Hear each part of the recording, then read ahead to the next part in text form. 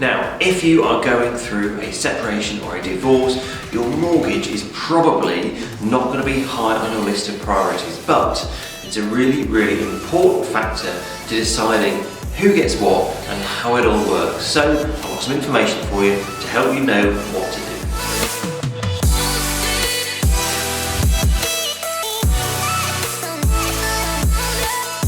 Hey everyone, welcome back to the channel. My name is Adam, I'm an expert mortgage broker. Today, it's not a very nice subject, but we're going to talk about divorce and separation and how that impacts your mortgage and how it all works. Now, we don't go into buying a house together or getting married and buying houses with this in mind, but unfortunately, from time to time, more often these days, but it does happen, and so it's important to know, if this is you going through this at the moment, it's important to know what your options are and how the finances work when it comes to separations. Now, the first thing you need to know is that you can't just be taken off a mortgage. So a mortgage lender won't just remove someone. So, you know, if two people own a property at the moment, they have a mortgage together, one person wants to go off and do something else, you can't just come off.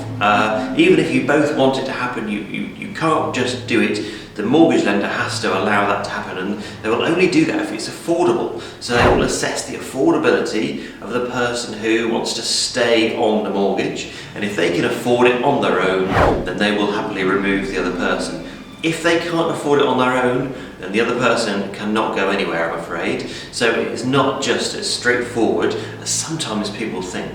The second really important thing is that you are both jointly and wholly responsible for the mortgage, all of it, every single penny of it. It's not, you know, half and half, well, he didn't pay, so I didn't pay. The mortgage has to be paid. You both, between you, no matter how well or not well you get on, the mortgage must be paid each month, because if not, that will affect your credit scores, it will affect both of your credit scores. And that will really make it hard for you to do anything else afterwards for quite a long time, you know, years. You know, missed mortgage payment is not a good thing on your credit score. So even if you've agreed that, well, you're paying half and I'm paying half for now, but this person doesn't pay their half, well, unfortunately, that affects you both. So between you, you need to make sure that that mortgage carries on getting paid until someone is released or it's taken over or the property is sold. So in this process of separating, we need to decide who gets what. You need to decide that. Now, sometimes people will agree and it's nice and amicable, it's easy, you know, it's 50-50 or it's whatever pre-organised split, whatever you agree between you. If you can't agree between yourselves, then we need to start talking to solicitors and things. Now, each of you will have a solicitor, they will build a case, they will put it in front of a court, and a court will decide who gets what. It's best to avoid that, obviously, if we can, but obviously these things happen, so a lot of the time that's the way it goes. But if you can agree between you who's going to get what, it makes it much easier, much quicker, much cheaper for you as well.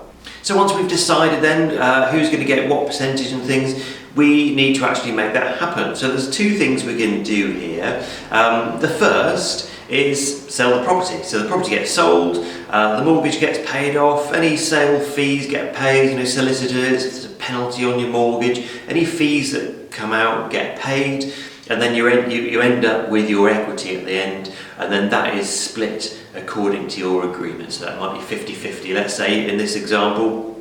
So you get half of what's left, and then you can both go off and do separate things.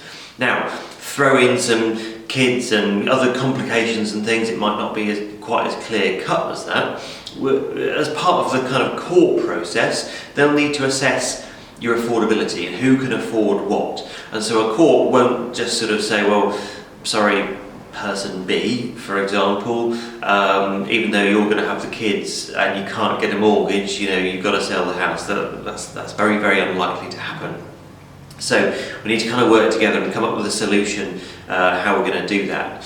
Now, the second option, so if we don't want to sell the house, a lot of the time people don't want to sell the house. Someone wants to stay in the house. So ideally what we need to do there is buy the other person out. So again, let's take 50-50 as an example in this one. So let's say we've got a house, we'll keep it nice and easy, so we've got a house for 200,000 and we've got a mortgage for £100,000 on there, so we've got about £100,000 equity.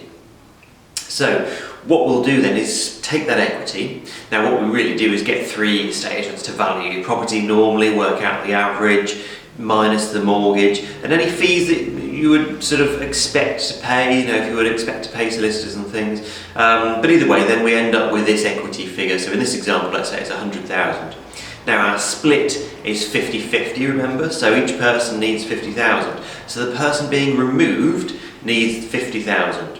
So what we need to do is borrow 50,000 on top of the mortgage that is currently there already. So we still need to maintain that mortgage. So we'll end up with a mortgage for 100 plus the 50. Now the house is worth 200, so equity-wise that's fine.